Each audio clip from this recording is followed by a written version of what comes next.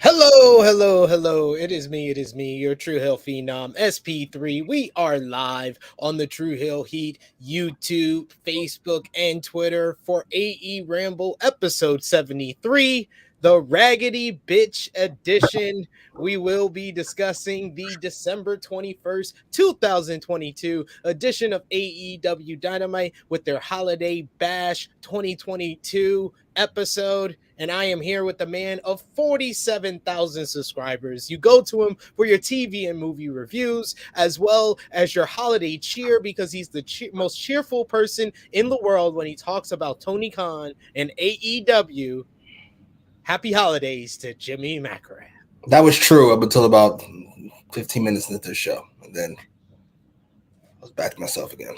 Anyway, hello, ladies and gents. How are you feeling today? Happy holidays, Jimmy. Feeling very raggedy. Happy holidays. You a raggedy bitch today? Oh, if you didn't see my tweet on this show, I was like, man, I gotta stop letting him choose the titles of the show when Stokely Hathaway is cutting a promo. Oh my god. Yeah, Stokely Hathaway stopped quoting fucking black films from the 90s. That shit is hilarious. We will discuss that plus much more from the Holiday Bash. Thank you all for joining us here on AEWramble episode 73. We appreciate you joining us every Thursday, 1:05 p.m. Eastern Time. AEWramble reviewing AEW Dynamite each and every week, our second to last episode of the year. So Merry Christmas, Happy Holidays to all of you. And of course, remember, drop the thumbs up on the video, share it with your friends, subscribe if you are new to the True Hill Heat YouTube channel, and hit that bell to stay notified whenever we go live. And of course, sound off in the live chat if you're joining us live. If you're watching on demand, let us know in the comments down below what you thought about AEW Dynamite. That type of engagement always helps out these videos. But of course, if you're watching us live, sound off in the live chat. And of course, if you're feeling the holiday spirit, you want to send a super chat donation, that makes sure we highlight your comments on screen. We'll try to get to as many comments as possible. We got Annika here who says,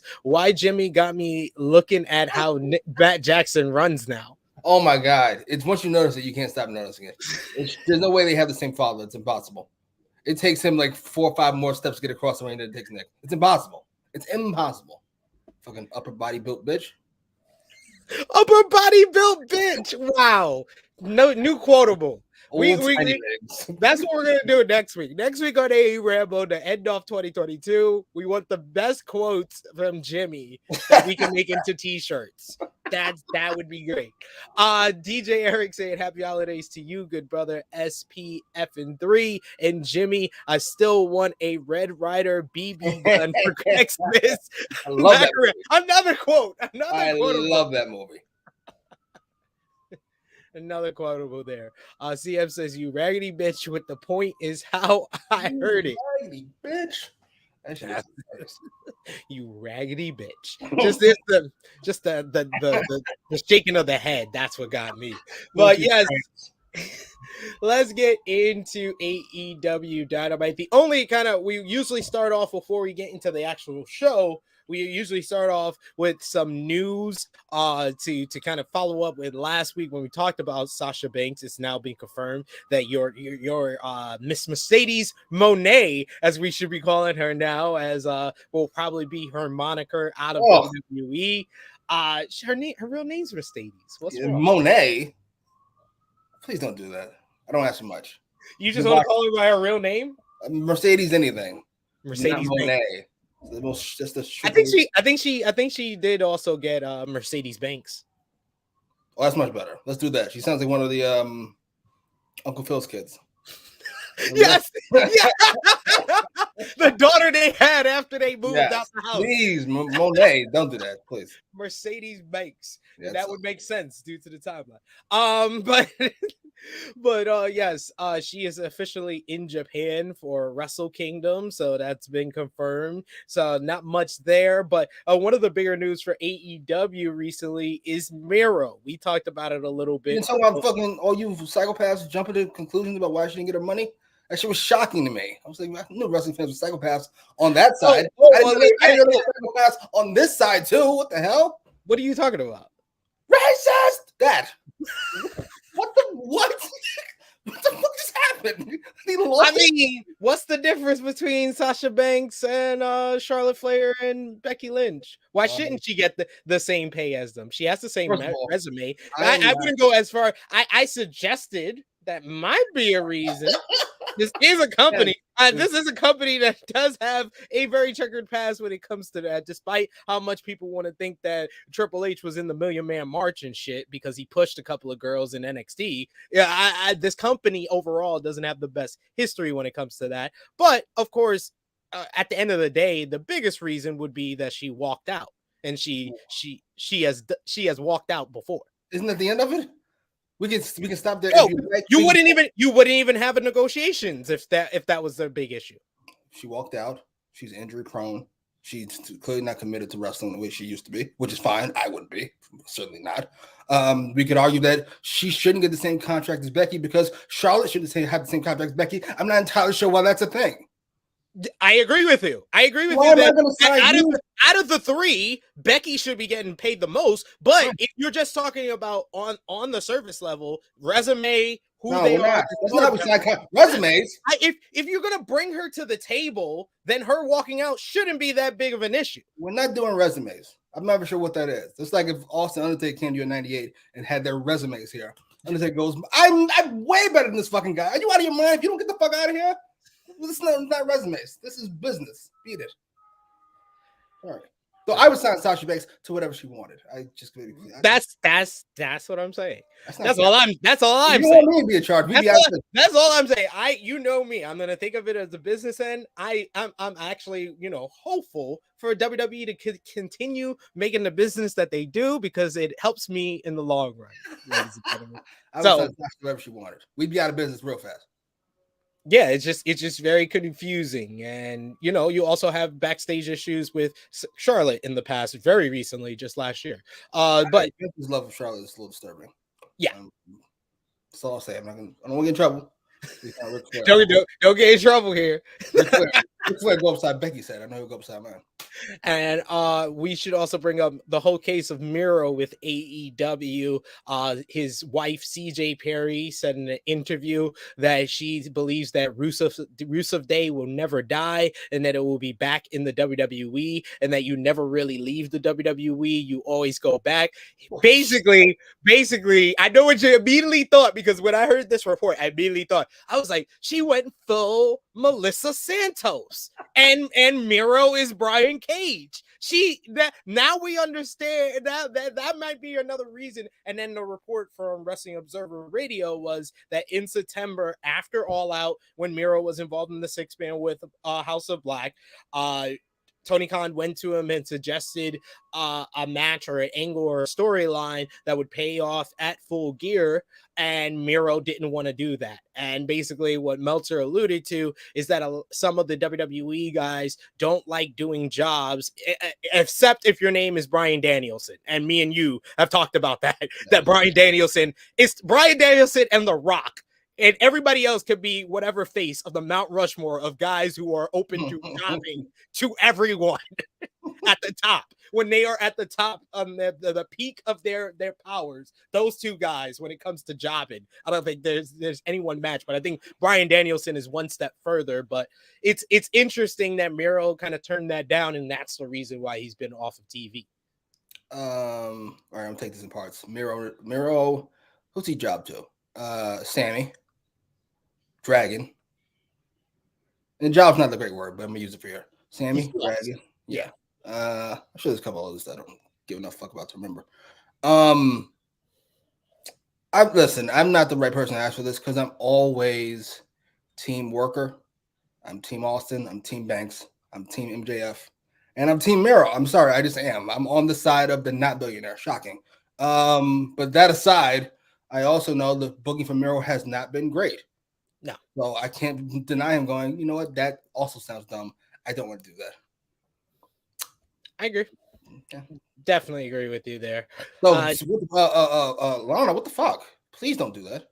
Unless you know his contract is up, please shut the fuck up. Please shut up. Sit down in the corner. Sit down in the corner. I didn't need you to say that. DJ Eric says, how about Mercedes Macram?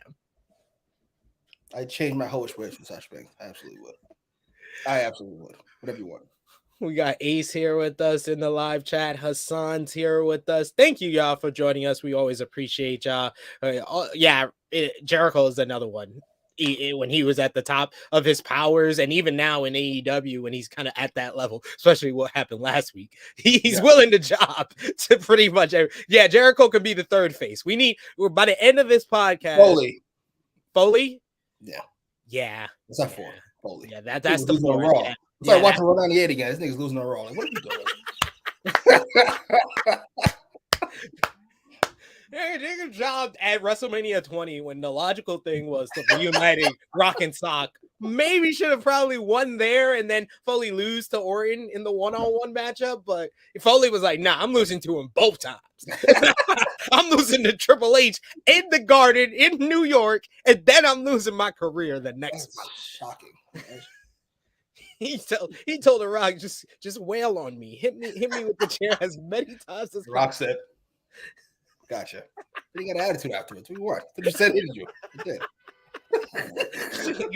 You asked me to do it. All right, let's get into the show. AEW Dynamite Holiday Bash 2022 was from San Antonio, Texas. What did you think about the crowd? I told you. Hey, is this the third show in Texas? Yes, it is. They crushed it. Again, racist.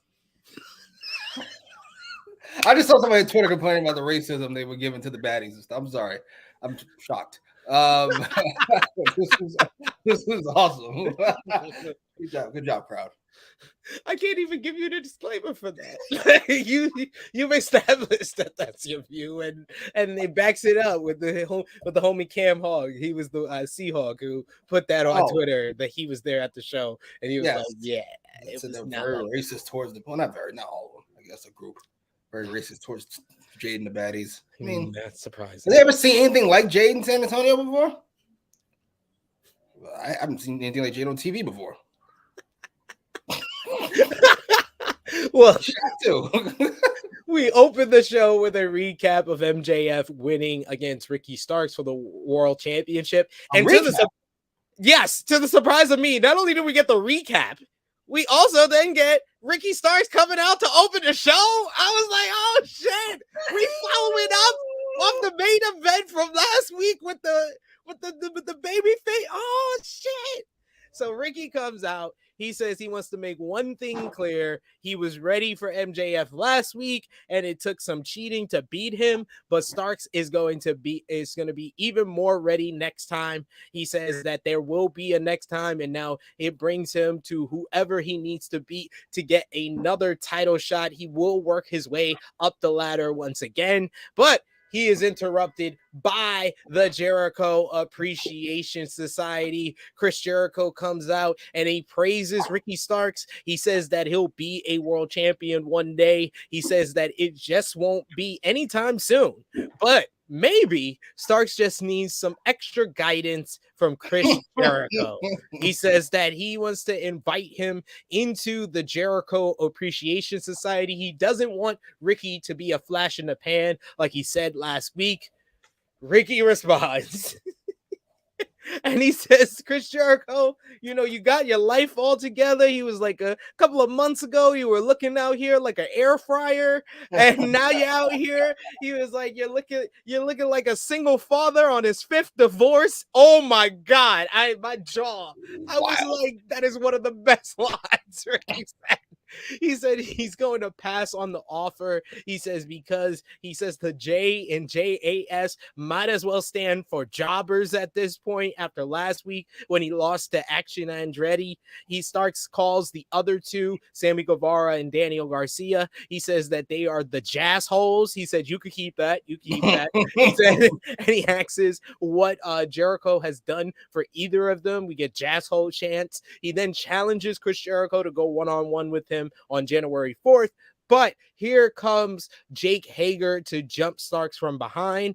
The Jericho Appreciation Society jump on. Oh, by the way, this was Jericho's reaction to being called the single father on his fifth divorce. That was just a great line. Yeah, they jump Ricky Starks in the ring until Action Andretti comes out. He runs wild, and especially on Chris Jericho, he hits him with a split-legged moonsault. Him and Ricky Starks clear house of JAS. I love this segment. Ricky Starks was on fire on the mic. They kept his momentum, having him here start off the night, and I'm fine with it being a Dynamite matchup, probably the January 4th match after what we saw throughout the night with this all with Action Andretti and Ricky Starks probably teaming up against JAS. Later on in the night, though, we got to bring it up. Action Andretti had an interview, Jimmy, where he was, it was not good. It was not good. But what was good, this might have been the best Jericho fireball. This shit looked like a dragon. Just this shit. And the way Tony Schiavone and Daddy Magic and Cool Hand reacted to it made it even better. Jericho attacks Action Andretti on the floor, attacking, getting revenge for losing to him last week and continuing this little new rivalry as Chris Jericho is now back to the Wizard, I guess, now that the Ocho reign is over. But what did you think about everything that went down? The Ricky Starks, Chris Jericho opening promo exchange, Action Andretti coming out for the save, and then Action Andretti's promo, and then the fireball after. Okay. Well, we can start with the good because it pretty much goes in a row. Yes. We open the show for recap. First of all, color me shocked. It's my favorite thing, especially when it's followed up. I told you I'm watching 98, and fucking Raw always started with, if you missed last week, you're dumb. Yes. This is the greatest shit they've ever seen. But if you missed it, here comes Stone Cold or Vince or The Undertaker to tell you what the fuck happened last week. Anyway, and that's what we got here. We fucking got a great recap, and then Ricky came out. No. Fucking, I'm sorry. Distracted. We're not talking about Jade. We're talking about Banks. What were we talking about? Oh, right. Ricky Starks came out. And Ricky Starks is on fire, by the way. I'm so glad that somebody finally, I don't know, listened to a Ricky Starks promo at some point and decided he can speak. I'm not sure when this happened. All of us have known it for quite a while. Apparently, Dummy had to see it 2 weeks ago to realize Ricky Starks can fucking talk. Fucking dolt. And Ricky was great here. I like his new, I'm just going to insult people. Because apparently that's what everybody wants to hear. He's the schoolyard roaster. He's not the biggest dog in the fight, but he could talk faster and roast you better than anyone on the mic. There's just something about that type of style of AEW promos, kind of that it feels like it's off the cuff, that off the cuff feeling you get when it's like Moxie's backstage promos feel scripted, but when he goes back and forth with somebody, it doesn't feel scripted. Same thing with Eddie Kingston. Same thing with even like someone like CM Punk when he was here, and MJF. Despite MJF, a lot of his stuff feels prepared. When he's going back and forth with someone, you could tell when he's really getting into it too. That off the cuff stuff is kind of a theme overall of the company. And Starks might be the king of it. Well, at least the last few times he's had a microphone in his hand. I like the Jericho jumping them. I wish we would times passed, but I wish we would have got a match of some kind this week. I hate how, it might just be me being old, fair enough, but I hate how I know everything that's going to happen on Dynamite before the show happens. Like, I have the entire card here. There's nothing new that's going to pop up during the show. What if they said we're going to have a tag match tonight with these four guys? Great. I don't have to know every single thing that happened before the show goes in the air. And you know what's crazy is that literally in 2022, I can name the one time that happened. It was the show.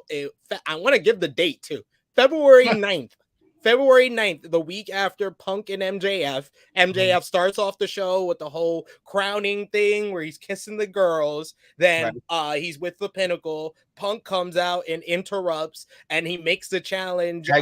He makes the challenge for a rematch, and he says you have to pick a partner that's not Sting and Darby, because Punk came out with Sting and Darby. He said you have to pick a partner that's not Sting and Darby against FTR, and then that winded up being Moxley. One of the best tag team matches on Dynamite this year. A hidden gem, really, because there's so many great matches. Why can't we just do that more? And if we didn't want to do it here, we could have did it with Dragon and Ethan Page this week. But you know what? We're not going to do that. We're not going to get started on that. We'll get to that later. As far as Action Andretti's promo, I can only tell you the first half was bad because I didn't make it past that. I skipped right by the fucking rest of that. And I went, what the fuck was that? Oh, go back. Fireball. Awesome. It's just, he is atrocious. I don't know who was it on Twitter, but I saw that as well, that Action Andretti and Ricky Starks of the House of Half Black.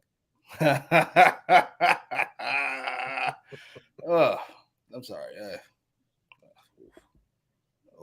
That was rough. We didn't just know if he could talk before we gave him a microphone. And then even after he talked, we decided we're going to keep it. Yeah, if that was a pre-tape, I hope it wasn't a pre-tape. I hope it was live. It only way that would have been suitable to put on air is if it was live. And if it was live and you didn't know that it was going to be that bad, that's understandable.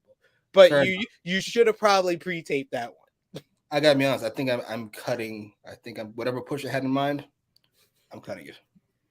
He was that bad. He ain't that great in ring for me to fucking let him run. Yeah, he ain't that great. You need to be good on the mic. Will Chisholm with a question: who would win a promo off Prime Rock versus Ricky Starks? I'll go with Prime Rock. This is like they're just like they run into each other in the street, or fucking they both had time to prepare.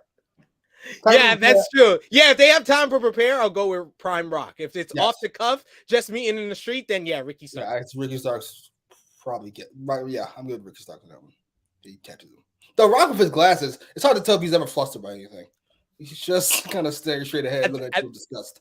And I think the only reason we really say that now is because of the whole Cena feud. Yeah, that Cena feud that exposed The Rock. And to be fair, that's not Prime Rock. That's Dwayne Johnson. Yeah, that's not that's Dwayne. That's Dwayne. That was Dwayne. Rock to watch. Sorry, let it go. I'm trying to remember your old moves. Stop. CF says even prepared Starks. Stop it. Stop it. Rock is Rock is creative as hell. I can't deny that. Can't deny that. His pen, his gigantic muscles. Like Eminem. All right, let's get into the opening contest on AEW Dynamite Holiday Bash. Keep those comments coming. Once again, super chat donations greatly appreciated. Well, wow, with a hot take here from CF, Dwayne is quite overhyped on the mic. I'm not gonna go quite overhyped. Please forgive me as a fucking 98, 99, 2000 baby, but I will say The Rock is overhyped. I hear him at number one a lot, and he's not number one to me. He's in my top 5, maybe, but he's not number one. He's in my top, I would say 2 to 3. Who's 1 and the 2, or Flair. 2 and 3? Flair and the other? Flair. If I had to say top 2 or 3, I would either say Austin or Dusty. I don't hate those picks. Yeah. No, I was watching wrestling in 98, 2000. Enough of you. Why are you being a jerk? What do I look like? No, I was like 10, 12 years old by that point. I smoking meth my whole life. The oldest 20-year-old ever. Like, what the hell? I got 2 kids. All right, let's get into the opening. Fair, I've been born in fucking that is true. 5 and fucking have 2 kids. That is true. Let's get into the opening contest here. It was match 5 of the best of 7 series for the AEW World Trios Championships, as it was the Elite going up against the champions Death Triangle in a no disqualification matchup.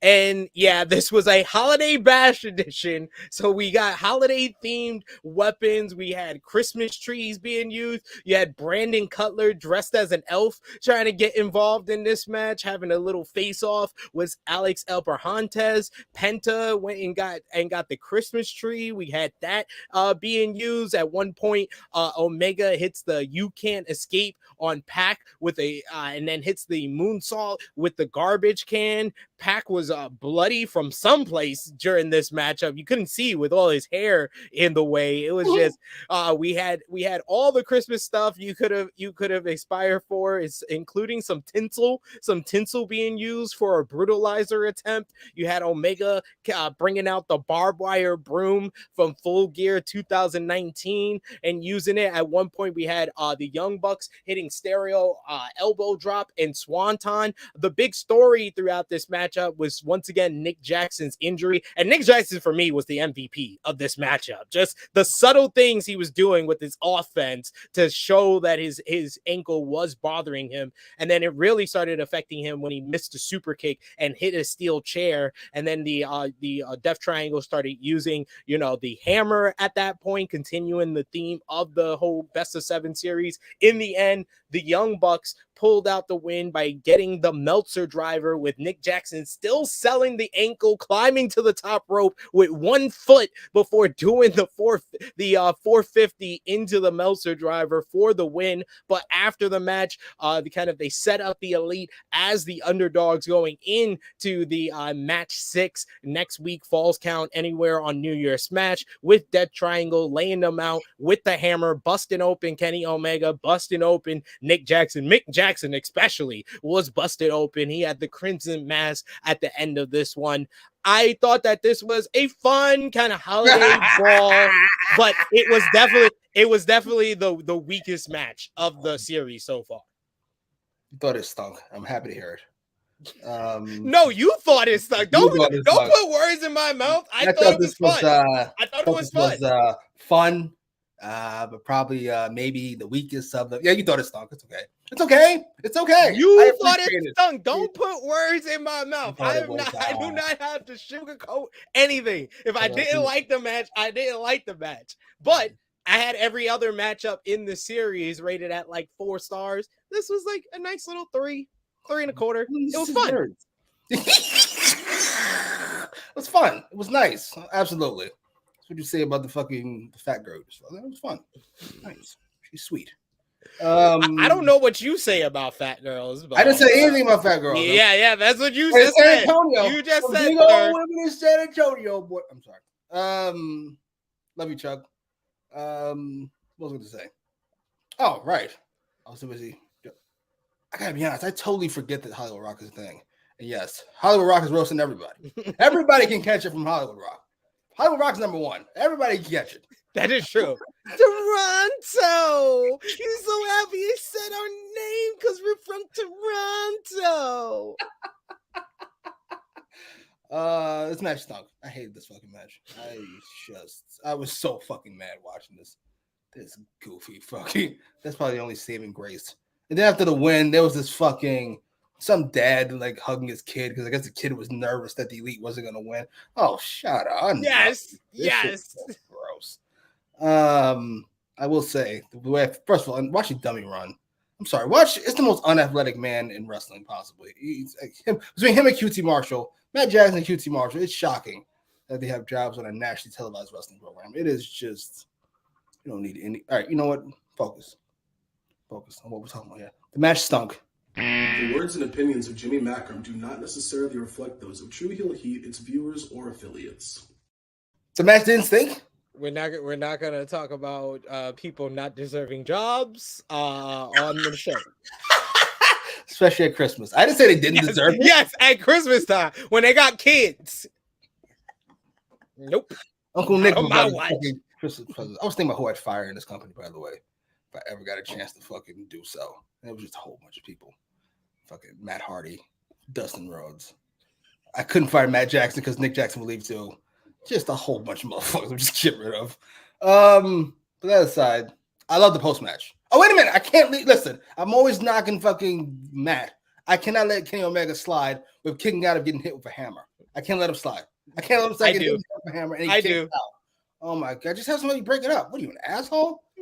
Oh, I do. I do. He's Kenny Omega. He should kick out of a hammer. I hope we're done with the hammer because we just ruined that spot. Yeah. Oh, well, they should be. They should definitely be done with the hammer. It's five matches in. Yeah, it's how we move on from the hammer. It's ineffective. Someone kicked out of it. So I think this was kind of the blow off of the hammer thread of the series. Fair enough. I thought the post match was great. I love them beating the shit out of Nick. I love Matt kind of protecting his brother that he gets fucked up too. I love Them all cowering in the corner like fucking daddy just came home drunk. That shit looked great. It was like, what the fuck are we watching? Especially Brandon's face. No. Please, no more. That was awesome. Post-match was great. Match stunk. Match didn't stink. It was fun, in my opinion. I'm sorry. I've never heard you use these words before describing a Kenny Omega match. It was fun. It was nice. It was fun. It was there. It was fun. It was a good match. It was a good match. Okay. That's all I can give it. I can't say it was great. I can't say it all of that. This was the weakest of any of the elite matches since Kenny Omega has come back. That's me. That I can be honest, and that's me saying that. Fair enough. And I did notice though one storied thread of this is another story that's kind of developing, but I think commentary needs to point it out for it to kind of just push forward because, you know, wrestling fans need it kind of thrown in the face sometimes, is that Kenny Omega has not been involved in any of the wins. And he's had opportunities. At Full Gear, he was in the ring with Phoenix. He had him up for the One Ring Angel. He got hit in the head with the hammer. Match 3 that they won, he did the defensive play, but it was Matt Jackson that got the win. In this match, it was the Young Bucks hitting the Meltzer driver to get the win here. Matt get the win. Go ahead. And then earlier in the matchup, Omega had Phoenix in the ring. He gave him a J driller on a barbed wire a broom, but he got stuck in the barbed wire and fucked himself up. So he messed up the opportunity to get the win there. So what is this? What is the story that Omega is throwing this match? Is he fucking or that hurt? Omega, or despite that it looked like Omega was on his game when he returned to Full Gear, we are still in the whole Omega is still not the Omega of old yet. Fair enough. I'm mad at it. I will say you talked last week about how they should not have won. It should have been a 2-2 and not 3-1. Yes, because it was just made this so predictable, and I think that's another reason why it was gonna be the weakest match. I was like, yeah, I'm enjoying this match, but like at the start of it, I was like, damn, man, they messed up. They should have made this 2-2. This would have been so much more predictable, and I would have been into the near falls and into this match so much more if this was 2-2. I think they underestimate. I can't believe I'm saying this. They underestimate the intelligence of wrestling fans. We do know that this is not scripted. The reason 3-1 is cool in basketball is because it's not scripted. It could end at 4-1. Yeah. Yeah, little comedy, sir. Little is the word, operative word. Little comedy. Not the whole fucking thing. Matt Jackson running is comedy. That's the end of it. Will you stop? I mean, this guy is insulting the way the man runs. He can't control that. He's his body's built awkwardly. He has no athleticism, and he stands next to his brother. What do you want from me? It's the holiday season. Come on, man. Yes, come on, man. Gingerbread fucking built motherfucker. I'm sorry, I'm just being mean. You got Matt Jackson at home in Rancho Cucamonga watching us and just being I'm serious. I'm not going to sit back and take this fucking shit. Cocaine. Oh my God. What kind of cocaine is that?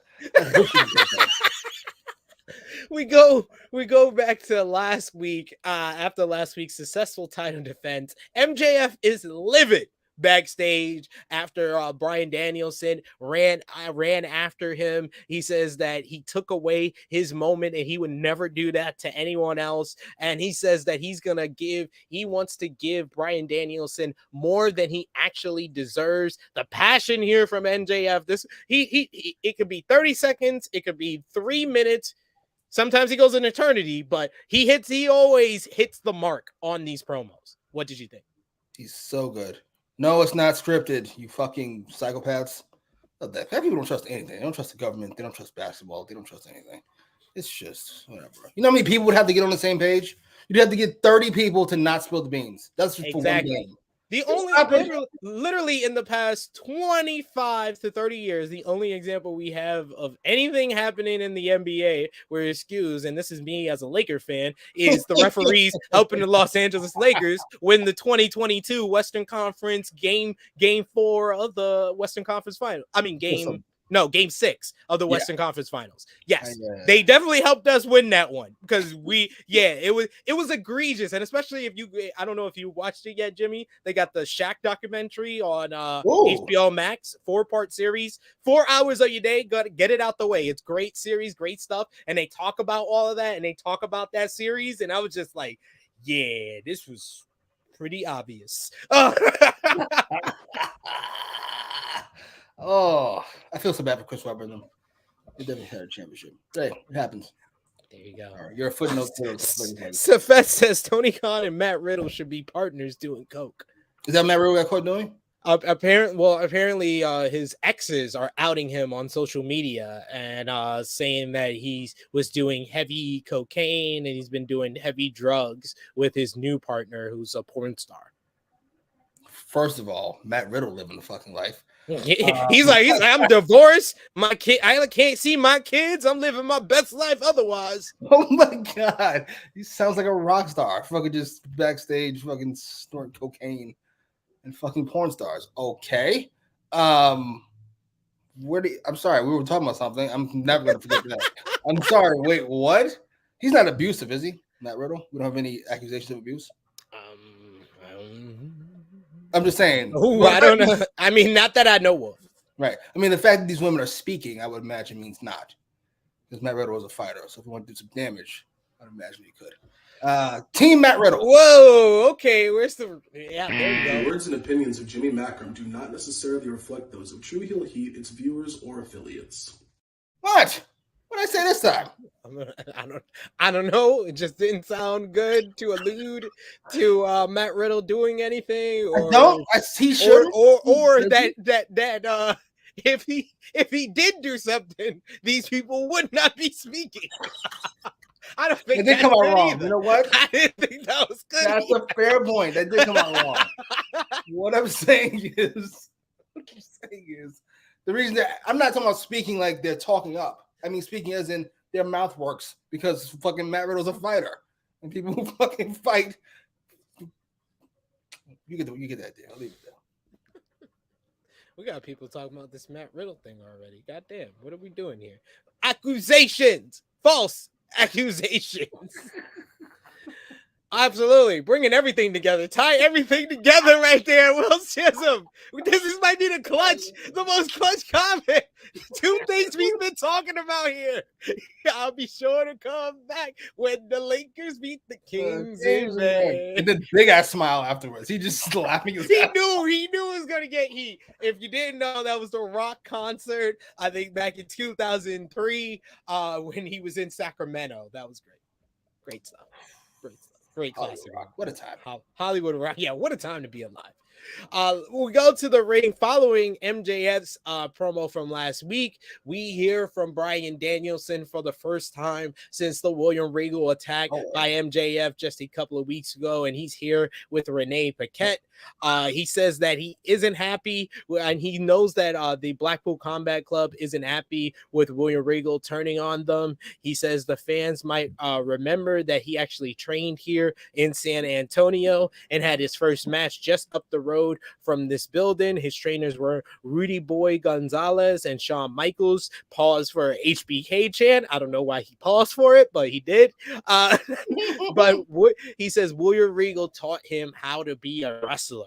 When Regal was in the hospital, Danielson cried because Regal made him who he is. One thing Regal taught him was that there are consequences to your actions, which is what MJF needs to learn. So he talks directly into the camera and he says that he's gonna be the consequences for MJF and he's gonna tear him apart. And he calls out MJF to come out here right now. But instead, we get Ethan Page and Stokely Hathaway of the firm, and Ethan Page talks about how he was the one who is basically always finishing in second place. He was in the finals of the World Title Eliminator Tournament. He was the last man eliminated in the Dynamite ring Battle Royale, so he should be the man who should be in the running for an AEW world title opportunity and should be facing MJF. And if he did face MJF last week, he would have been the one to beat him, and Vegetable Man is not going to jump him in the line. He said, Danielson says that Hathaway's bald head is distracting him, so grow some hair. We get Stokely, who says that he knows that he knows that Bryan Danielson wants to be at Trader Joe's getting some getting some Forenses Cheetos and some gluten-free glizzies. Oh my god, that shit had me dying. Then we have Bryan Danielson respond, and he says, "Did you just call me vegetable man?" Vegetable man, like that's an insult, and talks about, you know, Stokely's big bald head, and Hathaway just simply responds with, "You raggedy bitch."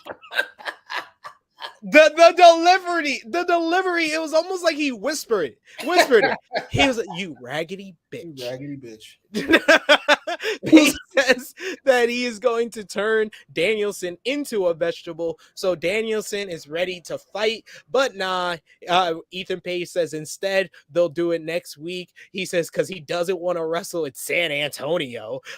So this is confirmed, and then after they're done talking and the match is confirmed for next week's New Year's Smash, we see all along the AEW World Champion, the owner of the Triple B, MJF, was watching all along with a big smile on his face. So this thing, I wanted to ask, like, I don't know why that was there, but is this another hint that they are still working together? Because why is it always Ethan Page and Stokely Hathaway getting in the way of these people that want a shot at MJF? And MJF is just in the background, just conspicuously still there, despite not coming out and showing himself. But Ethan Page is coming out because Ethan Page, you know, he could beat anyone. But I was like, that was a nice little thing that they added there with having MJF still looking on and watching. I thought Bryan Danielson was good here. I thought Ethan Page, but Stokely Hathaway was the MVP of this segment. What did you think? Stokely Hathaway is fucking hilarious. Gotta be honest. In a vacuum, the segment is fine. Scratch that. In a vacuum, the segment is great. Because Stokely Hathaway is hilarious. I don't know how I feel about this version of Dragon, though. I thought we would get a Dragon that was on the fucking rampage. Instead, he's just kind of, you know. You heard Regal, so some shit I got to do. But I'm still having a good time. It's still fun times around here. Like, that aside, I'm here for Dragon vs. Ethan Page. That should be fun. If we can get one more exchange between Dragon and Stokely Hathaway, I will take it. You raggedy bitch is one of the all-time lines in the history of wrestling. And I think it might only be second in the last few weeks behind Paint Thinner and Ass. This works for me. Yeah, we just need Ricky Starks and Stokely Hathaway to cut a promo, and it makes Jimmy's job and my job very easy of coming up with titles to our show. Just the delivery of "you raggedy bitch." Like it's like a wife and a husband guys with an argument, and the husband went way too far. You raggedy bitch. You raggedy bitch. Oh, Stokely. Why? What? I don't think we deserve Stokely. I really don't think we deserve him. That Jade stuff seems so long ago. It really does. It really does. I know that people are down on the firm, and the firm is a stable that does not make a whole lot of sense. But as far as Stokely Hathaway represented a bunch of people, that's what I'm here for. That's the whole. That's the solace in all of this. Oh, I'll take it. I gotta sit through fucking. What's his name now? Big Bill and fucking the Ass Boys and Frankie Ocean, Lee Moriarty. What do you think about Ethan Page kind of getting this push? He's been used a lot and kind of is like, despite not the, you know, the relationship and the alignment between MJF and the firm, he's kind of been like the number 2, number 3 heel in AEW. Right? It's a weird spot for Ethan Page. I mean, if you would ask me, but he's one of the guys that a few months ago were like, oh, why is this guy being used? Why is this? Yeah, but I think we all agreed that we would like him higher up the card. We just weren't sure how he was going to get there because compared to everybody else, like I'm not pushing him ahead of like Adam Cole or fucking Jericho or who else was heel at the time, MJF or yada yada yada yada yada. But hey, things have thinned out since. Congratulations, sir. You're up. And he's done a good job. He's one of the few people in the company. I'm sure it's because of his former connection to what's his face, Lambert. But he gets legitimate heat every time he speaks, and it's hilarious. He really is booed. He won't let you finish a word. You cunt. It's awesome. I love that type of heat. I do love that. Will Chisholm says, I love that Mox is like, fuck William Regal. That nigga turned on me. You can still be cool with him. He is very much, I'm over that. I'm done with that. He beat Sammy Guevara. He did not make one mention of JAS here. Let's talk about that promo next. We'll highlight a bunch of your comments. Keep them coming in as well as super chat donations. But we go backstage to Jon Moxley, who is ready for the $300,000 Trios Casino 3 Kings Christmas Battle Royal on AEW Rampage this Friday. Other than that, though, he says that now that he's in that matchup, Hangman Adam Page knows where he'll be and he'll be ready for him. They can brawl all across Texas if he wants. And what is there to settle, though? Page got knocked out. What did you think I was trying to do with that clothesline? Comb your hair? He was like, you know, we got the whole somber story and stuff. He's like, don't be that guy. Don't be that play wrestler guy. You're better than that, Hangman. Then he moves on to his opponent tonight, Darius Martin, and he says that, you know, a lot of people talk about him. He's been through a lot, injuries, the car accident. Now he's back. A lot of people consider him injury prone. Is that my fault too? Moxley says he's a teacher. So tonight he's going to teach Darius Martin a hard lesson.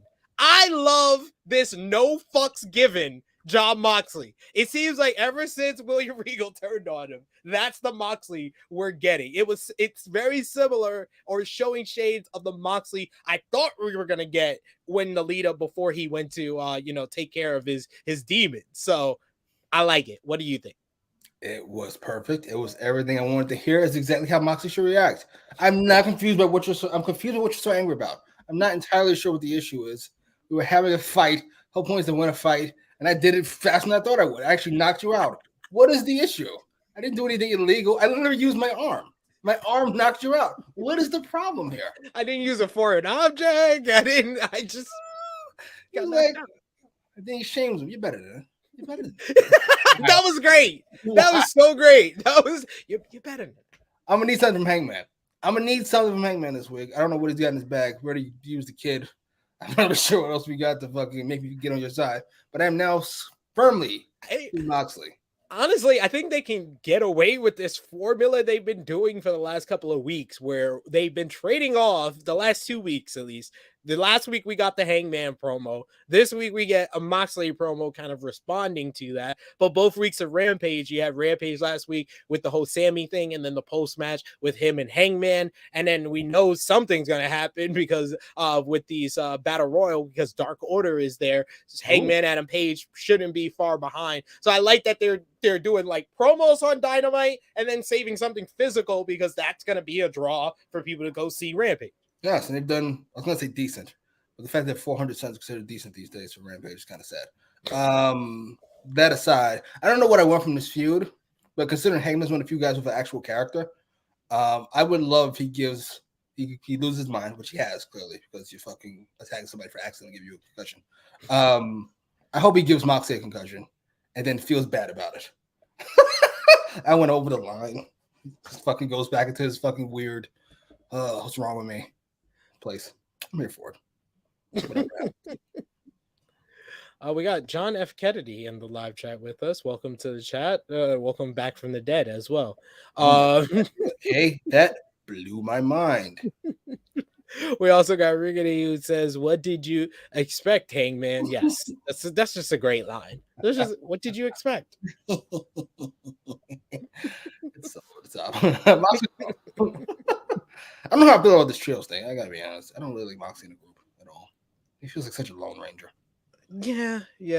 And especially at this point, after Regal turning on him, I wouldn't mind if he just drifted off how he does. I think Yuta and Claudio and maybe even Brian need that group, and they seem like more of a group. the way they are just as characters seem like more of a group than Moxley. I do agree. Moxley seems like he just would be on his own. We got EBB who says they're definitely using the not cleared angle to prolong this feud. Singles match early next year and lights out at Revolution ? I can see that. Yeah. I like it. Like we said this last week, we could see them doing like a singles match on like a beach break or a big Dynamite episode to lead into a stipulation match at Revolution, basically following the CM Punk MJF formula. Unless one of them takes the other one out, which can happen considering we're doing about concussions. Moxley gives him another one because Hangman won't stop trying to fight somebody even though you're not cleared. That could be hilarious. He gives him a fucking another one, you dummy. Yes, well, that's said. There you go. I don't know if you mean he's not cleared in storyline or if he's not cleared in real life. He's clearly cleared in real life. If he wasn't cleared, you couldn't have any physical action. I don't think so. Oh, here we go. What our usual best contributor to the super chat each and every week here on AEWramble, Jimmy, your favorite kid get money. Big super chat donate. He's feeling the holiday spirit. Thank you, Kid Get Money. Jesus. Merry Christmas. We appreciate that big one. Thank you so much for that. He says Tony Khan continues to foreshadow the Jags' future through Moxley. First, he had Mox concuss a cowboy.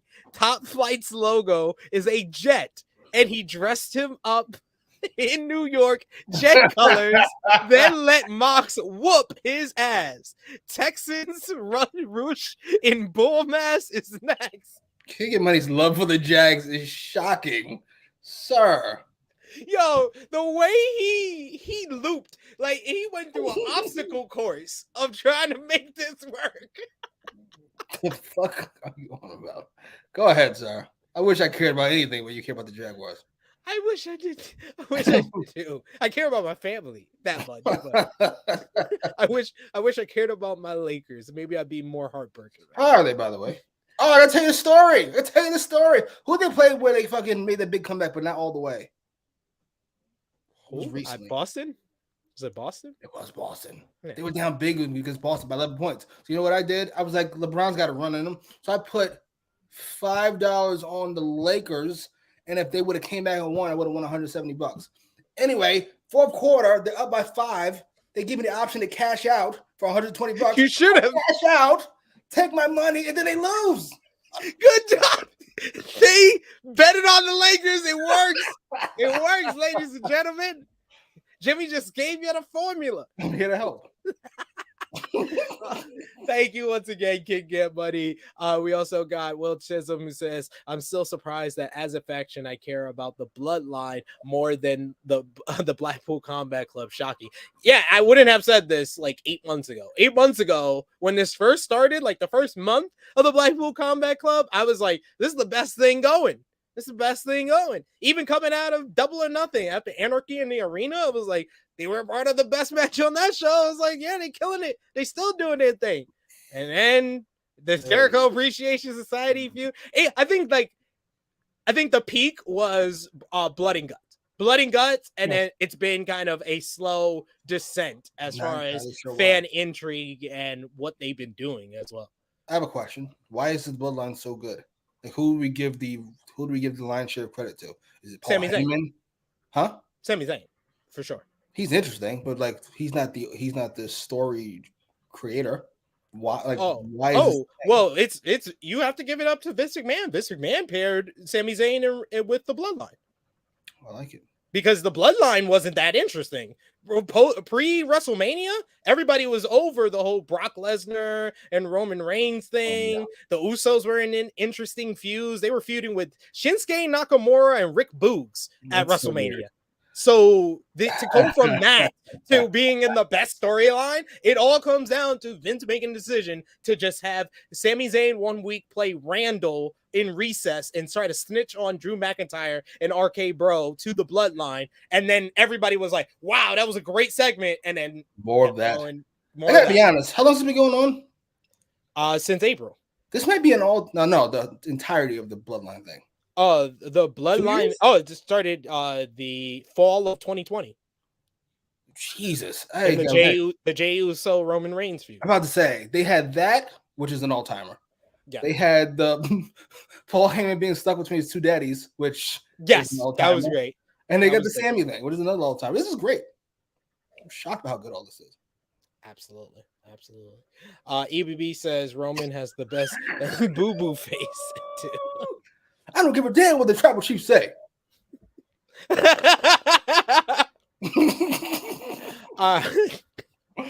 We had another promo style vignette here with Samoa Joe, the Ring of Honor television champion and the undisputed TNT champion, or as a lot of people like to refer to me as, the undisputed king of television.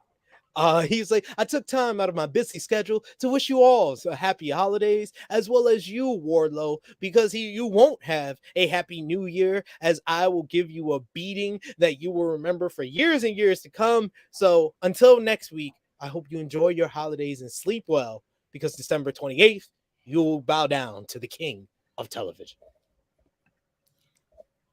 I need Joe to pick a gimmick. I'm not sure what he's doing. Like, it felt like he was doing half a King of TV thing, and then he went back into his Smojo's a fucking monster thing. Pick one. I'm just asking. Pick one. It's fine, but pick one, please. He's like, pick a struggle.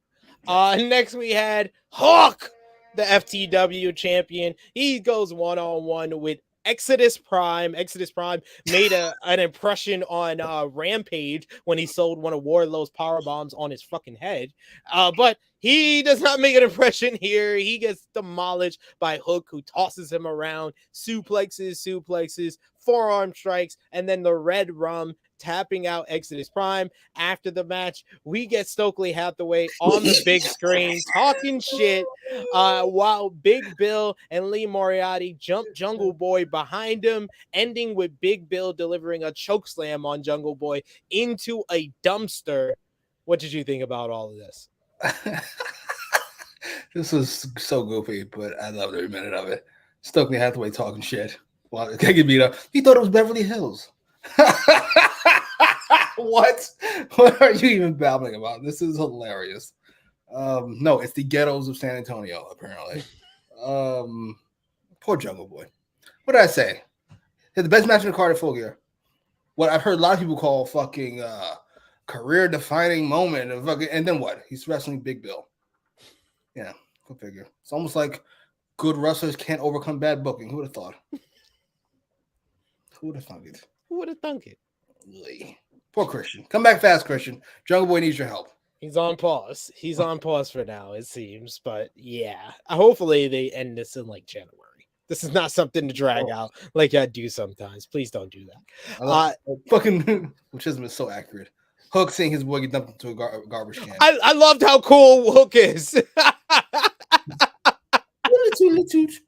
and you could kind of tell that maybe I don't know if it was either the Ricky Starks and Jericho promo or something went over time, because as soon as Hook's walking up the thing, you hear the music of Jon Moxley going into our next matchup, as it was Jon Moxley going one-on-one with Darius Martin of Top Flight.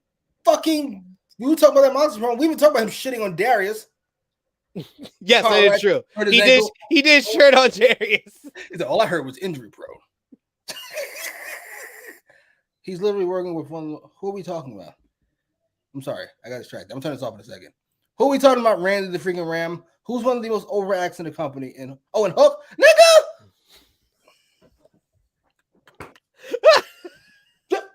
This is what I'm saying. Jungle Boy. I think it's nice that he's working with Hook, but I just want their opposition to be something interesting. Why does these oppositions have to always be Big Bill and Lee Moriarty, or Tony Nese and Josh Woods, or HFO, or like, come on. Give me LFI against these guys. Give me Rush and one of his brothers, or Rush and Andrade versus them. Then we have something interesting here where we can say he's going from, that star making, that career defining performance at Full Gear into something interesting. But if his opposition is Big Bill and Lee Moriarty, two guys that are not over with the AEW crowd, this is not an upgrade. This is not good booking. No, it is not, sir. That's a great way to put it. We'll leave it there. I mean, the key was nice because that is shocking to read. I was shocked. I didn't know who he was talking about. And then I saw Hook. And what the fuck are you on about? How is that bad booking? How is it bad booking? We should just skip the whole Stone Cold title reign and just put Stone Cold next to Sable, who's one of the most over acts in the company. You fucking dolt. What the? Why people don't? You see how I said it without insulting anybody? The words and opinions of Jimmy Macram do not necessarily reflect those of True Heel Heat, its viewers, or affiliates. You're right. Dante Martin is with Darius Martin. Claudio Castagnoli, ROH World Champion, is with Jon Moxley.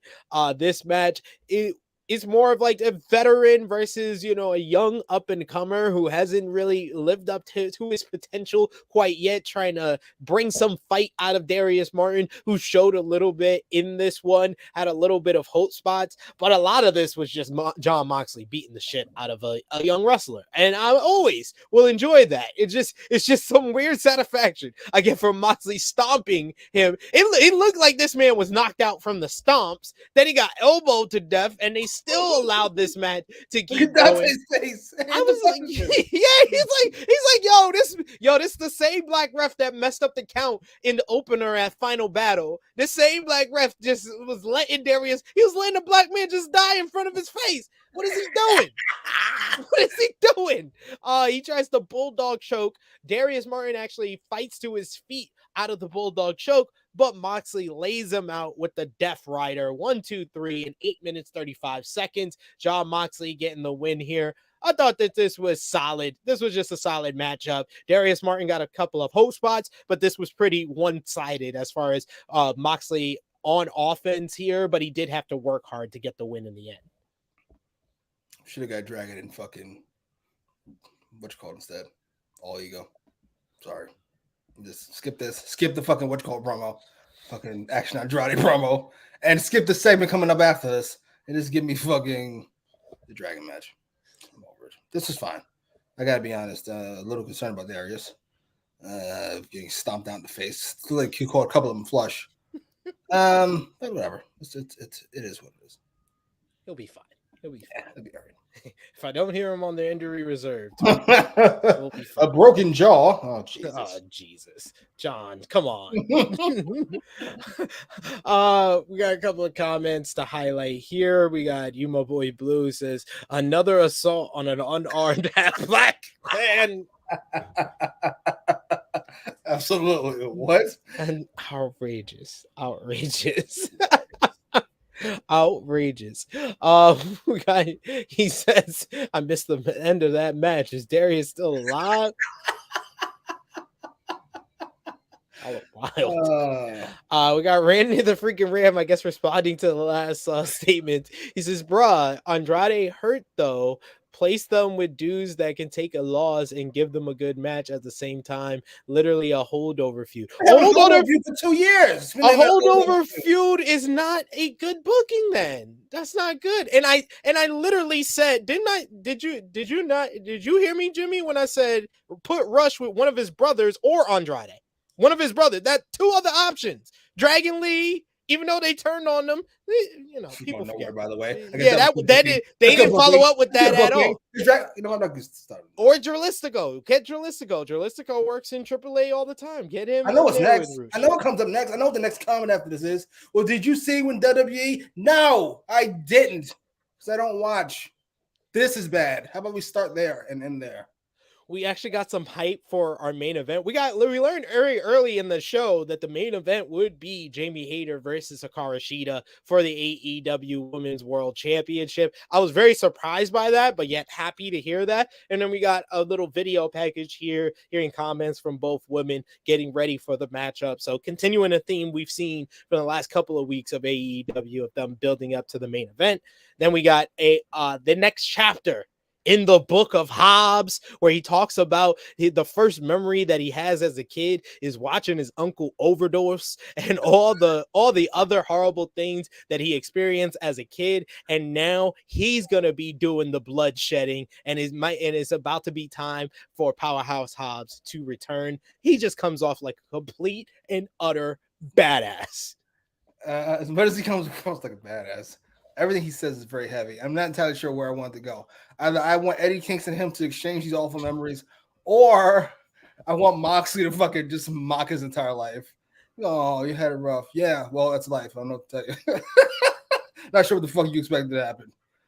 I'm here for whatever goes on. I'm glad he's back on TV, at least on Dynamite. I don't watch Rampage. Yeah, I mean, I like these vignettes building up to his return. Then we had FTR going up against the Guns, Austin and Colton. FTR still banged up from the war, the double dog collar match with the Briscoes at Final Battle. Dax is very taped up in this matchup. So Austin pounds at his ribs early on. The Guns try to work over the injuries of FTR to get the advantage. FTR eventually make their comeback. I gotta note, I love the Guns wearing Bret Hart themed tights. That was a nice touch. You also had later on in the match Austin tuning up the band to do a shot, to do Sweet Chin music, and then going for a sharpshooter instead. That's broken up though by Cash Wheeler. Hardwood tries for O'Connor roll, but Austin is able to reverse, and then Colton comes and hold on to Austin's hand as he got the pin and a handful of tights, it seems, to get the win for the Guns in 9 minutes. This was a big win for the Guns here. Surprising win to some people, but it continues the downward spiral for FTR, who have lost 3 straight for the first time in their AEW career. They lost the AEW World Tag Team title match to the Acclaim a few weeks back. They lost to the Briscoes at Final Battle for the ROH World Tag Team titles, and then lose here to the fucking Guns.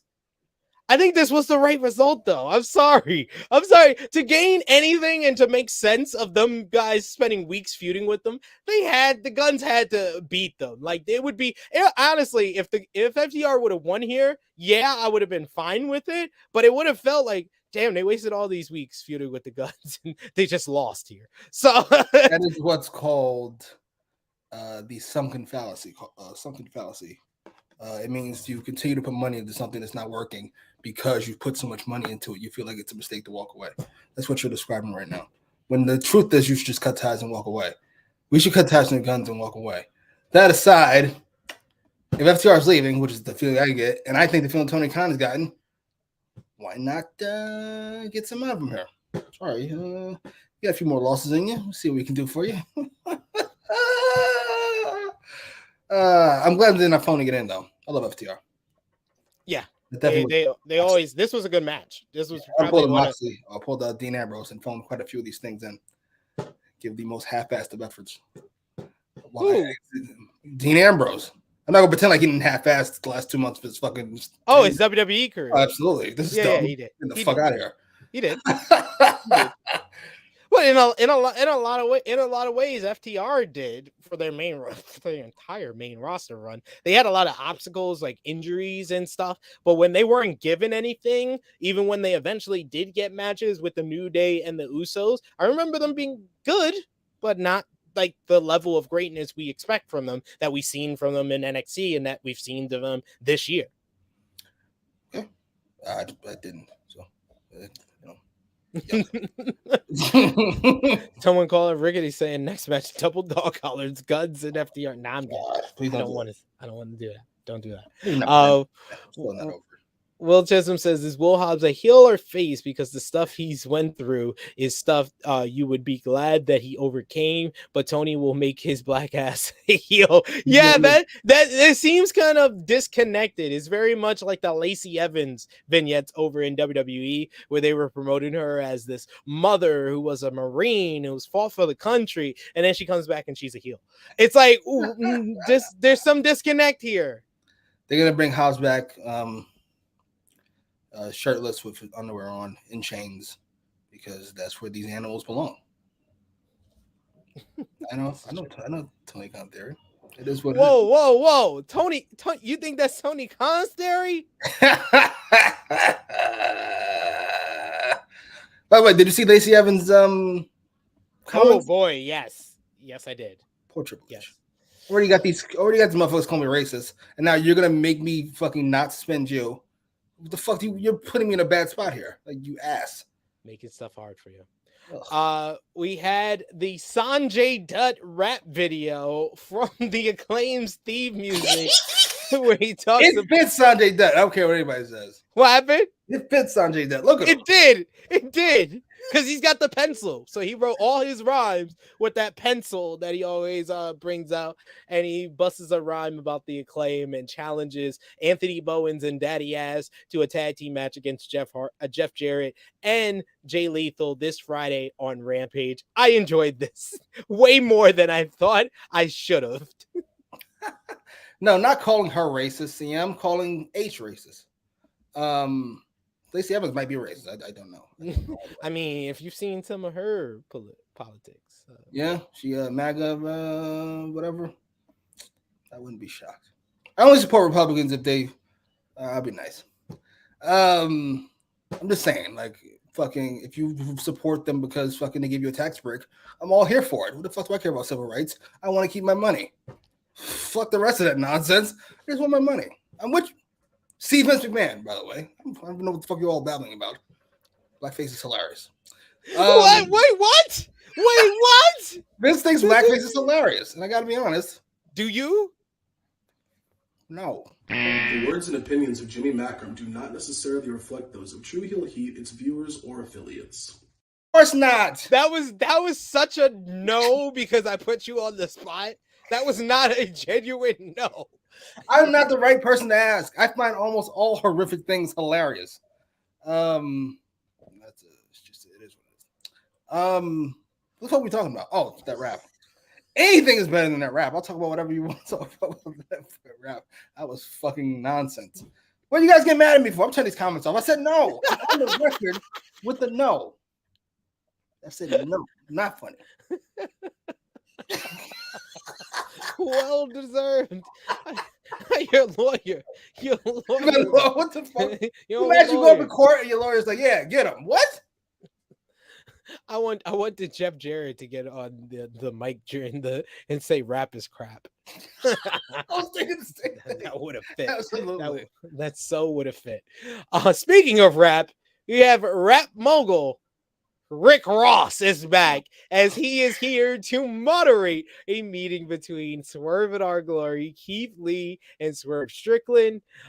We have Keith Lee coming out first. Tony Schiavone is also in the ring, but I don't know why, because they gave a live fucking mic, and I say fucking, live fucking mic to Rick Ross, who invites Swerve Strickland to come out, and Swerve Strickland is delayed for some reason, this wasn't the cue, or he wasn't supposed to come out at that time. So Rick Ross gets to randomly think, and he thinks after looking at Keith Lee and says it over the mic, he's like, "You a big motherfucker." Oh my God, the face on Tony Schiavone and Keith Lee. Keith Lee was just like, yikes. Like, what the fuck? Why did we give him a microphone? Swerve Strickland comes out to say we need to be doing this his way and not on Keith Lee's time. Swerve tells Lee to keep looking having eyes in the back of his head because of now he's his enemy. So here is Parker Boudreaux, who is in the same shirt as Swerve that says mogul affiliates. Boudreaux is actually sent outside without much effort from Keith Lee, as Keith Lee goes to the bottom of the entranceway and calls out Swerve when a guy with a lot of tattoos jumps him from behind. It seems like the commentary aren't really sure who it is. It was revealed to be a former baseball player. I got the name here. I gotta get it real quick. Jesus, we don't even know the guy's name. He's a former baseball player. He's a part of signing men. We have enough men on the fucking roster. This could have been Brian Cage and fucking Lance Archer. What the fuck? I would have loved that. That would have been, yeah. Lance Archer could have played this guy. He looked like Darren Drozdov had a lot of drugs and got younger and a little bit bigger. What the fuck? Yes, he jumps Keith Lee from behind. Him and Parker Boudreaux, they join forces in dropping Keith Lee. They then put him on the steel steps for Swerve to hit the Swerve stomp on Keith Lee off the top rope with a cinder block on his chest The finale was good. Rick Ross having a live mic might be one of the bigger mistakes AEW has made in a while, but I loved it. But this whole segment was a fucking mess, and definitely the dud of this holiday bash edition, and not the best first step if you're gonna be making a new stable. And I disagree with a lot of people. I heard some people who said they don't think Swerve is a stable guy, and I think he is, and I think we've talked about that over the last couple of weeks. I think that would be the way he would become to the top of the company. And although it does make sense for a rapper like Swerve to have bodyguards, two big white guys as bodyguards, I don't think this is the best first step as far as this stable. Unless you get Rick Ross to stop cursing, and he's a part of the act as well, then I'm here for it. Yeah, you gotta be honest. How close does Turner watch their broadcasts? I would imagine Rick Ross is going to be persona non grata, as they say. On their he ain't that big, but we got to keep letting him on TV. This isn't Jay-Z or somebody we gotta let him on. It's Rick Ross. You can go. Matter of fact, I'm gonna kind of need you to go. Beat it. This was a mess. So I would like to hear how this is great booking. Dude, you just gotta have this was awful. Fucking Swerve should have a group, but it shouldn't be these two. I'm willing to give it a shot, though Parker Bordeaux has already had a shot, hasn't he? This Brock Lesnar thing doesn't work. Brock Lesnar works because, I don't know, he's 3 inches taller and 50 pounds bigger. If that, it might be more than that. Brock Lesnar's huge. This guy's just wrestler big. Like, Brock Lesnar's like, oh, the hell is that big? This guy's just like, oh, yeah, he's got tattoos and he looks kind of scary. I don't know who the other guy is. If they don't wrestle and they're just muscle, what's my man, Satnam Singh-esque? I won't complain too much. Just let Swerve do his thing. Though I got to be honest, I'm already kind of over this feud. I was looking forward to it last week. I'm already kind of over it. Sorry. I'm not over it. I would just say that this wasn't the best start to it. And the gentleman's name is Graydon Gossenman. All right, well, that's his real name. I can't knock him. Yeah. We'll just call him Hopefully they give him a wrestling name. I would just call him Double G. Double G's. G. Double G's in mogul affiliates. I do like the name. Mogul affiliates. I like it because of the affiliates thing. It's just it's what they were doing. I like that part. Someone says Swerve Trustbusters new affiliates. It did feel like that to me. It did.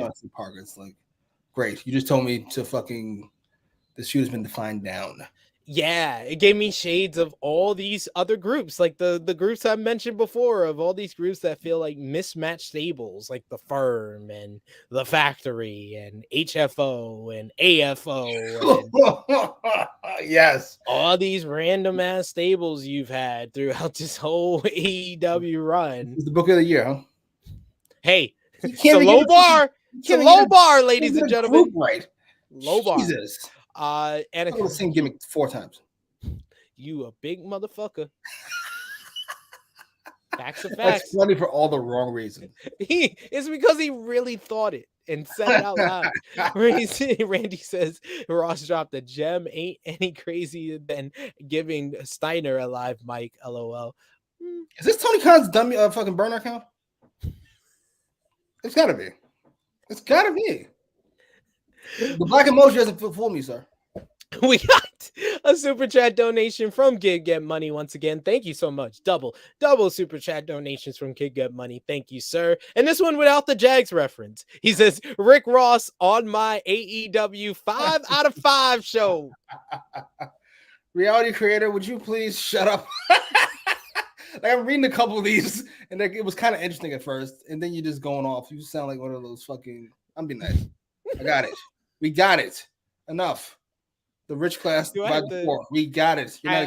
I'll just put him on timeout. That's what I'll do. I'm not saying anything brilliant. I'll put him on timeout. You're not talking about the show anymore, so I have to put you on timeout. Like he's talking about fucking Malcolm X. All right, we got it. You're not brilliant. Shut up. It was interesting 20 years ago. I'm not saying anything.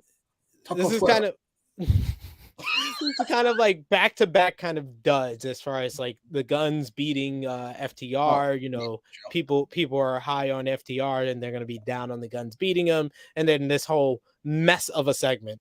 I'm not down on the rivalry completely after this, but it was his personal thing. I will say the best thing you said is that it got defined down in this segment. It was his personal thing between these two guys, which is why I cared about it. And then it just kind of, we skipped the whole personal part and went right to part 3 of the feud, which is fucking Keith Lee versus a whole bunch of people. Yeah. You wish you were Tony? Do you not enjoy your brain cells? Well, I guess you'd be getting billions of dollars in exchange from your dad, so that'd be a win. I mean, yeah. You'd also be a fucking idiot. So there's that. And that's a good shout. He's saying Private Party should have been on their own, or they could have been with Swerve. I thought he should have. And my move would have been turning the whole trio that they got in the trios battle royal of AR Fox and Top Flight. Turn them heel and put them with Swerve. All the darkies over here. Darkies. Put them all the darkies. Oh my god! You know he would love to have that do that. This what I was hoping to be a massive success, but already tells me what's the plan for the next few months. Faction versus Keith, then Keith finds friends versus Faction. That personal aspect is just lost now. No, I don't think it's that. I don't think you think so. I do. I think it's Keith Lee beats up on these big guys before losing this Swerve in a one-on-one match at the paper. I'd put some money on this. I'm going BBB. He said it and it immediately went off my head. Oh, right. I've seen this before several times. Yes, that's exactly what I think it's going to be. Let's go into, they had a quick little segment with talking about the battle royal that we keep mentioning coming up on Friday's Rampage. They have the Best Friends and Orange Cassidy in the battle royal talking about, you had Trent saying that he wants to buy his mother a house. He had Chuck say that he wants to buy his mother a chainsaw for Christmas, and Orange Cassidy said he wants to buy Trent's mom a house. That made me laugh. And then you had the Dark Order talking about the matchup, and Hangman Adam Page says, the Dark Order says, you know, can we rely on you not to get involved and stay in the back? He was like, why would I get involved? He was like, well, John Silver blurts out, well, you know, John Moxley's in the matchup. He's with the Blackpool Combat Club. And Hangman Page says, oh, okay, I'll just book my ticket. I'll be there. That's hilarious. I'll tell about people who are released, by the way. There was 5 of them in this segment. 4. I keep Silver around. You would cut Hangman? No, I would cut fucking those 2. I keep Hangman and Silver, cut those 2, and then I would cut Best Friends. Enough. It's over, and it's been over for a while. Beat it. Oh my god, you're horrible. You're a horrible dictatorship. You have a horrible dictatorship. Let's get into the main event, as it was Hikaru Shida going one-on-one with Jamie Hayter. For the AEW Women's World Championship. And once this bell rings, these 2 women just went at it like full tilt.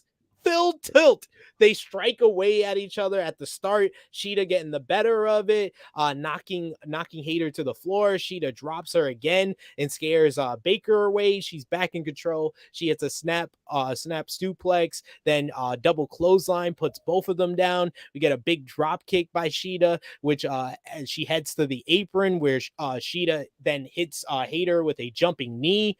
So it's gonna going back and forth. This was hard hitting. Shida had a lot of energy, and the crowd was definitely into this one. This is where I definitely agree with you. The crowd really stepped up and brought the heat that we don't usually get for these when the women are in the main event. This is the 3rd time in 2022 that the women have main evented an episode of AEW Dynamite, and Jamie Hayter's first AEW Women's World Championship defense was a success. They had a fight on the apron where it looked like Hayter was trying to German suplex Shida off of it. Shida eventually hits a snap suplex off the apron to the floor. Big bump during the picture-in-picture at one point. Hayter's sitting in the chair, kicking Shida in the head. We got a couple of great near falls in the end where Hayter just kept trying to hit the lariat from different positions, sliding lariat, big running flying lariat, and it would always get a 2 count, getting a shocked look on her face in the end. But in the end, she hit one big lariat, got the near fall, then picked up Shida, hits the big Haterade ripcord lariat for the win to retain the AEW Women's World Championship. This was fantastic, in my opinion. This was, I would say, the best AEW women's match of 2022. That's maybe it's recency bias. Recency bias be damned. Jamie Hayter's up to a great start for her AEW Women's World Championship reign. Post-match, Hayter, Baker, and Rebel jump Shida. The returning Toni Storm comes out. She's not medically clear, but she tries to make the save. The numbers get to her until Saraya comes out. She clears house, takes out Baker, Hayter, and Rebel, and they stand tall in the ring, the baby faces of Saraya, Toni Storm, and Hikaru Shida. I thought this was a great way to end the show and put a spotlight on the women's division with a hell of a matchup, a hell of a main event. What did you think? I think, no, we don't need a mod, CM. This is awesome now, because this is the part I like. We get rid of that fucking extra horse shit, and we get down to what this is actually about. First of all, it was racism is bad, and yada, yada, yada. Then right at the end, the common black people are more racist than the common white people. What happened to the rest of that shit you were just talking about? Where all this is a game and it's part of the elite and all that stuff. What happened? That was fast. There you go. Just say what you want to say. Look here, niggers. Just settle down, goddammit. Here to tell you what's going on. If you don't listen, I know what's best for you. The words and opinions of Jimmy Macram do not necessarily reflect those of True Heel Heat, its viewers, or affiliates. What are we talking about? Oh, right, Jamie Hayter. Jamie fucking stiff ass Hayter, and not for the reasons you would think I would say stiff. I love Jamie Hayter. What did I say? What did I tell y'all? Jamie Hayter is that motherfucker, and she's been that motherfucker for a while. Thank you, dummy, for getting this right for the first time in your life. You're still a little late on the trigger, but it's as close to the proper time as you've ever gotten it. Good Lord, they waited another 2 months for Jimmy Hayter to get the belt. And it worked fantastically. I knew earlier it was going to be a good match. Or you were giving Shida credit, to be fair. To be fair, you got to look at her resume. Shida's resume, as far as like I did. I the best AEW women's matches, she's got her name on that list. I took a look at, first of all, no. No. I just looked at her fucking title ring last night. It was fucking you all remember the good times. I'm not talking about her title reign. I'm talking about her resume as far as AEW. She has some of the best AEW women's matches. Her and Serena Deeb. Her and Nyla Rose the first time at Double or Nothing, 2020. You got her and that's it. Yeah. I love how you interrupt me when I'm I was waiting. You on a roll. You were like ba ba ba ba ba ba. No, I have the whole. I'm looking for the list. I have it right here. Go ahead. Feel free. No, go ahead. You have a point. Go ahead. Oh, you don't rate it. That's the point. I'm going to see. I'll wait till you finish. We don't bring up her versus Nyla Rose the second time. Her versus. I just read her fucking name last night. That 15-minute match they had pay-per-view with fucking the woman who won the tournament. Japanese lady with the fucking no shot. Mizunami. That match was horrific. Why don't we implement any of these matches? That was good. Her and Riho at All Out 2019. Her and Britt Baker the first time when she bloodied Britt Baker's nose. Her and Britt Baker the second time when Baker won the title at Double or Nothing. Her and Penelope Ford you were big on that one. I could go back to that one, and you were high on that match. Penelope Ford and her. It was a great Penelope Ford match. It was a great Penelope Ford. It was very great. Yes. I love how it's always the other person's great. No, it's I'm not saying you have a Romeo versus Willa Yuta type of hate towards. I'm not saying it's Penelope Ford making the match good. I'm saying for a match involving her, it's good. Like saying it's a good fucking Teddy Long match. I'm not saying it's Teddy Long that made it good. It's just good because we don't expect much from fucking what's her face Penelope Ford. That's all I'm saying. That's it. She is like 5 for 9. She has a 5 for 9 average. What is that? You're bugging. No. You think she's better than a 5 for 9 average? I think she's better than a 5 for 9 average. So you think after every 9 matches, how many fucking great matches does she have? After every 10 matches, she'll have 7 great ones. I'm not sure why I said 9. It's such an odd number. Yeah, it's very odd. I was like, I'm not even gonna do the math on that one, but I would say at best, at minimum, I would say 7 of those matches. And we're not that far off, and I would give her 6. But I do know as far as belts go, Jamie Hayter is fucking 3 for 3. And great matches. That's all. I mean, she's off to a great start. She won the title in a great match against Toni Storm, and then this match, like I said, I don't know if you would go as far. I would say this was the best AEW women's match of the year. Yes, this title reign is going to be fantastic. That is true. Shida and Ty was great as well. You really guys make me fucking look up this list. I just looked at the list last night. I'm doing it. I just can't. I hate her. Why? Why do I hate her? You do. You admitted it. Woman.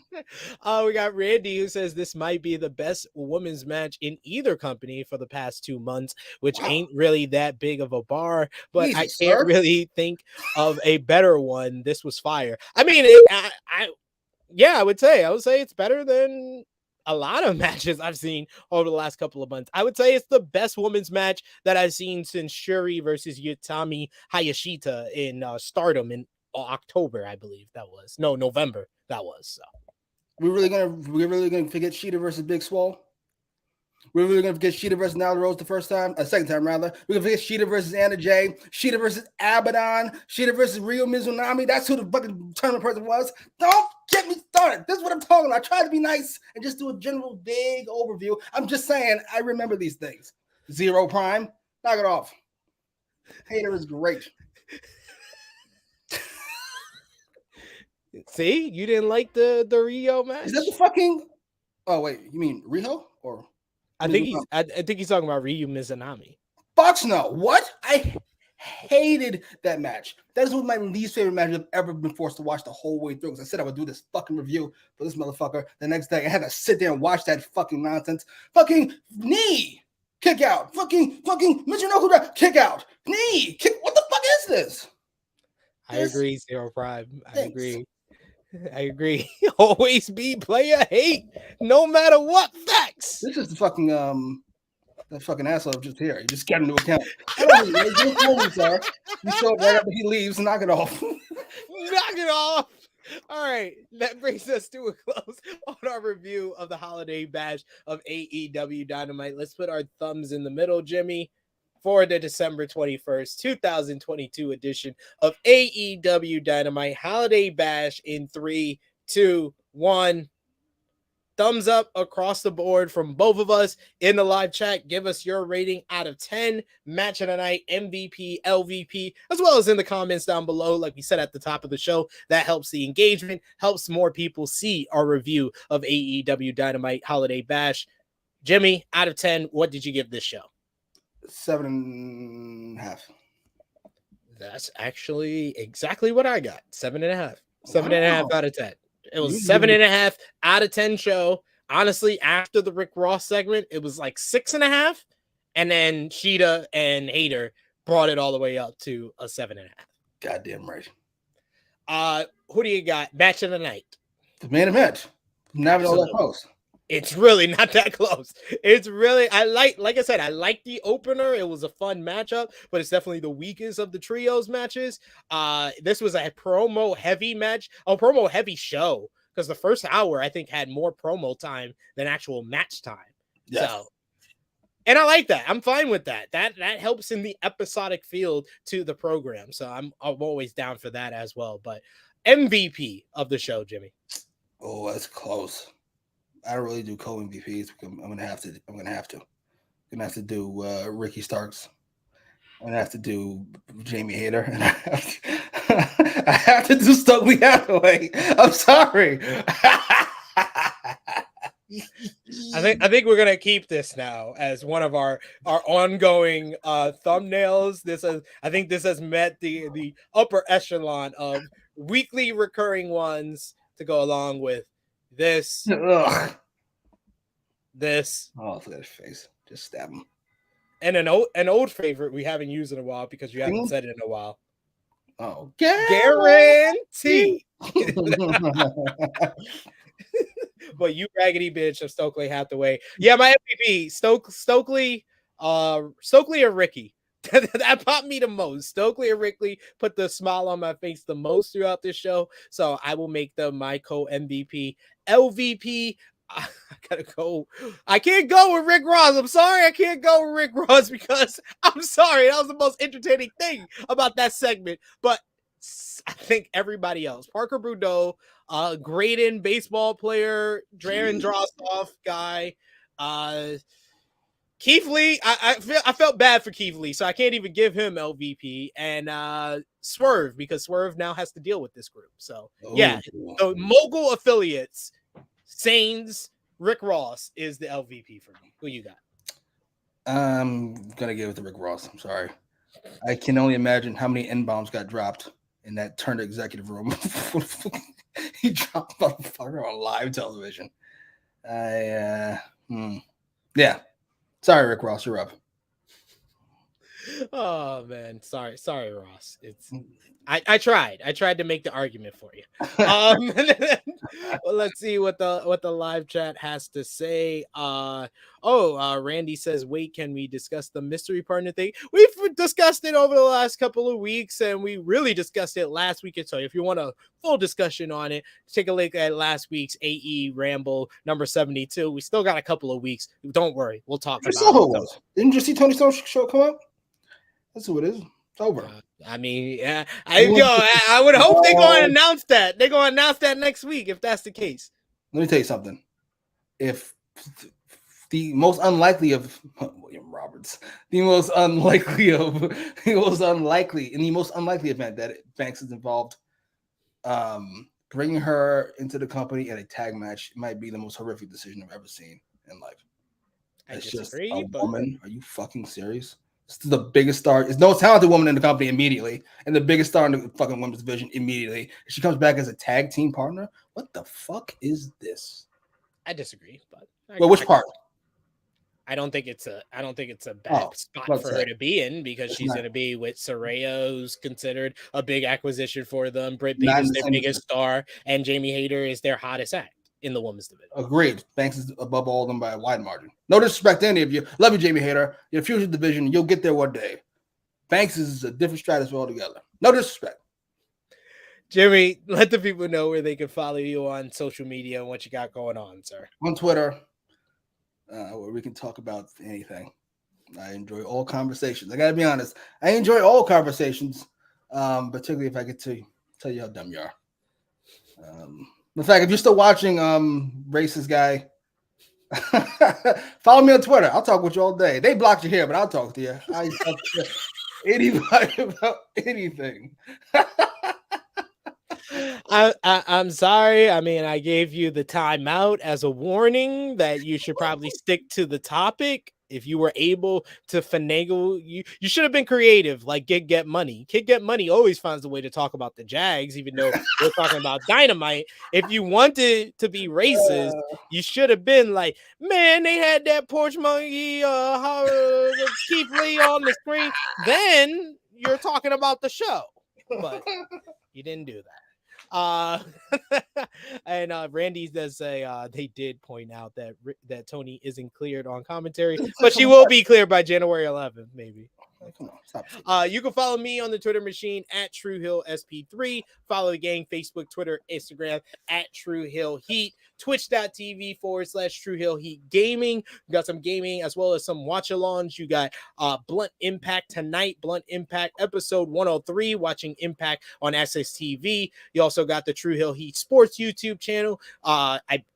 No, there's no Sunday watch along this week. I believe they are going to do a watch along for Thursday Night Football tonight. And of course, ProWrestlingTees.com/True Heels. And I'll be back here on the True Hill Heat YouTube channel Saturday, Christmas Eve. It's our final True Hill Heat flagship podcast of 2022. So we have the 6th annual True Hill Heat year-end awards. So of course, if you haven't already, you can send in your final ballots for the year-end awards. I haven't sent it to Jimmy because Jimmy only watches one product and he hates watching it. So I don't want to put him through that.